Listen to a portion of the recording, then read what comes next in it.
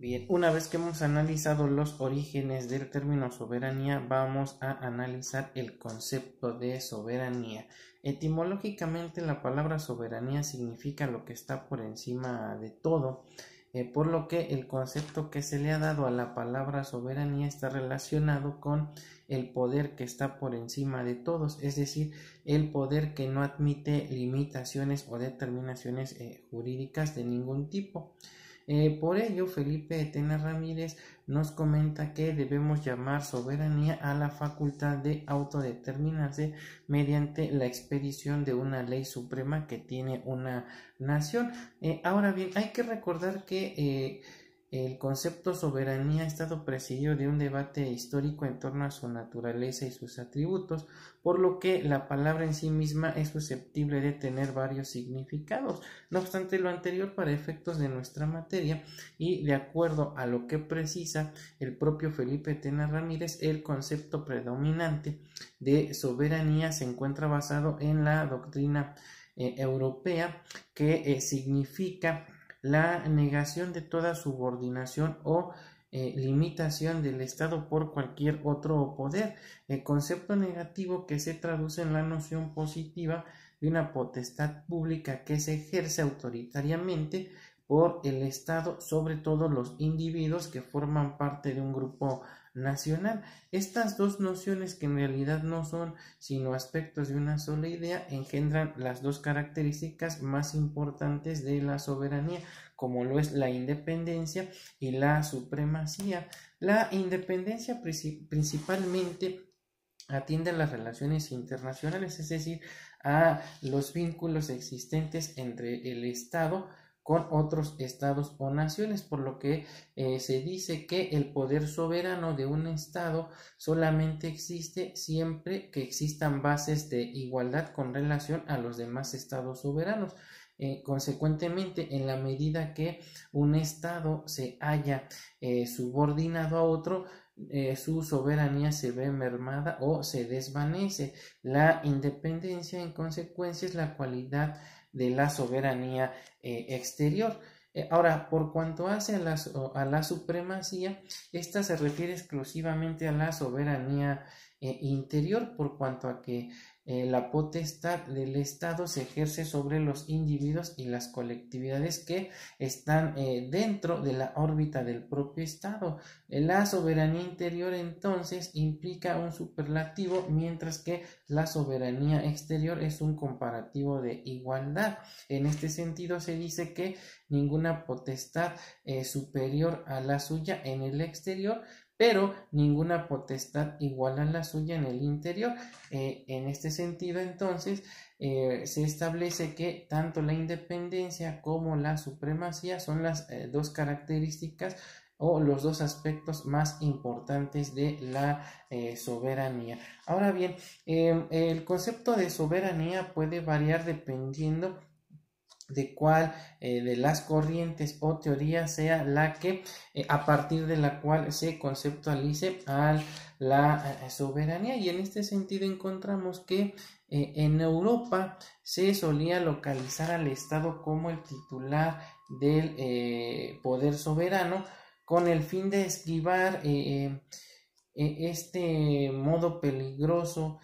o esta consecuencia que llevó a la doctrina revolucionaria de trasladar el absolutismo que residía en el príncipe al pueblo. Sin embargo, toda doctrina europea moderna insiste en que el sujeto de la soberanía es el Estado, pero se llega a la conclusión de que como estamos hablando de una invención o una creación del derecho, es decir, una ficción, al tratarse de una persona moral, este no puede de alguna manera ejercer de manera directa su soberanía, por lo que tiene que delegar el ejercicio de ese poder en una persona física que recibe el nombre de gobernante. De esta forma se dice que la realidad se ha impuesto a la ficción. y la realidad consiste en que son las personas físicas en un reducido número las detentadoras de ese poder sin rival alguno, ejerciendo sobre una inmensa mayoría. En conclusión, la soberanía en el pensamiento europeo implica la cualidad de una sola potestad pública que manda sobre los suyos y que en nombre de los suyos trata con los demás. En contraste con esta anterior ideología del concepto de soberanía, encontramos que en América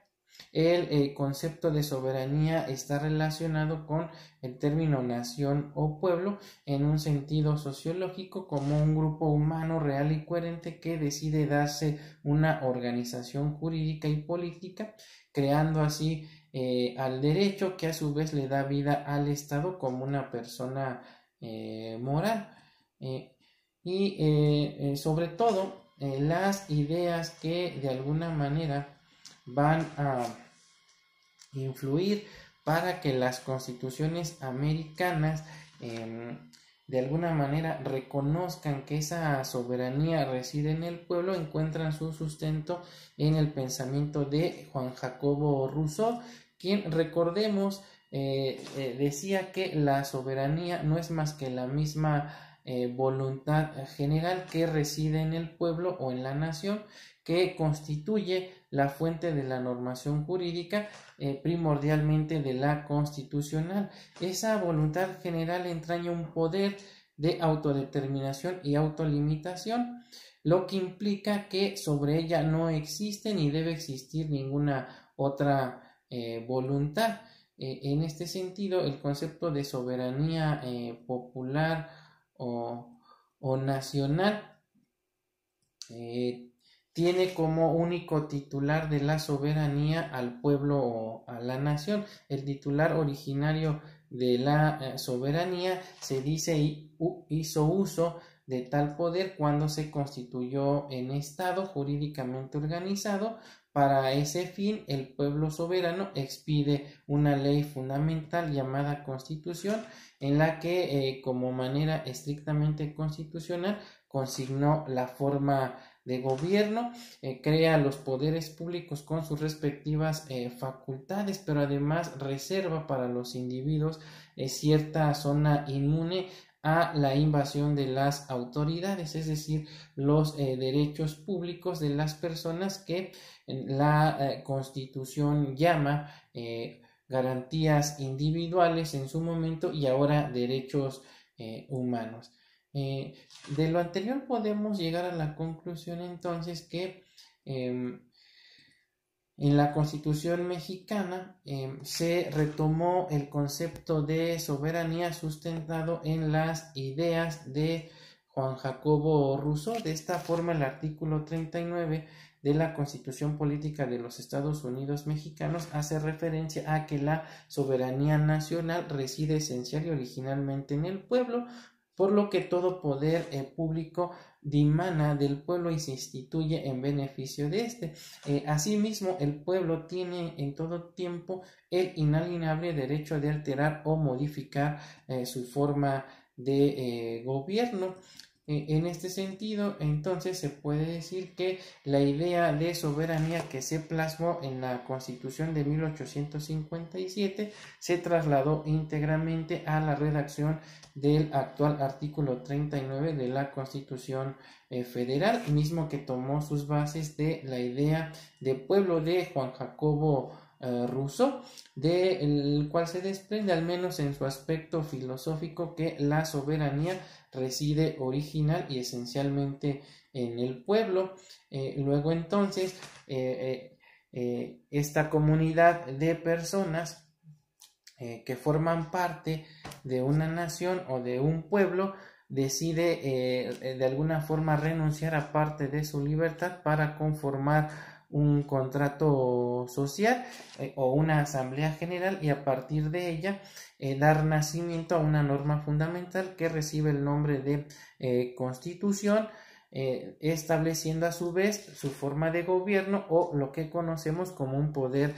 constituido, por lo que el término soberanía está íntimamente relacionado con los otros dos temas que vamos a analizar en la siguiente cápsula, como lo es el poder constituyente y el poder constituido.